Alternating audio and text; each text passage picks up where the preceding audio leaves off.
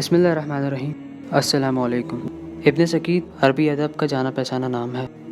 وہ متوکل عباسی کے دور حکومت یعنی حضرت امیر المومنین علی کی شہادت سے تقریباً 200 سال بعد کے زمانے سے تعلق رکھتے ہیں۔ متوکل کے دربار میں ان پر الزام لگایا گیا تھا کہ وہ محب اہل بیت ہیں، کیونکہ متوکل اور اس کی حکومت اہل بیت علیہ السلام کے دشمن تھے۔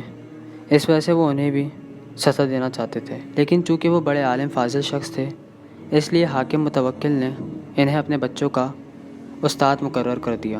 ایک روز جب بچے متوکل کے پاس آئے تو ان بچوں کے استاد ابن سکید بھی موجود تھے۔ ایسا معلوم ہوتا تھا جیسے اس روز بچوں کا امتحان لیا گیا تھا اور اس میں وہ اچھی طرح کامیاب ہوئے تھے۔ حاکم متوکل نے اظہار خوشنودی کے طور پر، اور شاید اس لیے بھی کہ اس نے سن رکھا تھا کہ وہ اہل بیت کے محب ہیں، ابن سکید سے پوچھا، تمہیں میرے دونوں بیٹے زیادہ پیارے ہیں یا علی کے بیٹے حسن اور حسین؟ ابن سکید یہ جملہ اور یہ تقابل سن کر سخت غصے میں آ گیا۔ ان کا خون جوش مارنے لگا۔ انہوں نے اپنے دل میں کہا کہ اس مغرور شخص کی جرت تو دیکھو کہ یہ اپنے بیٹوں کا موازنہ حسن اور حسین سے کرتا ہے۔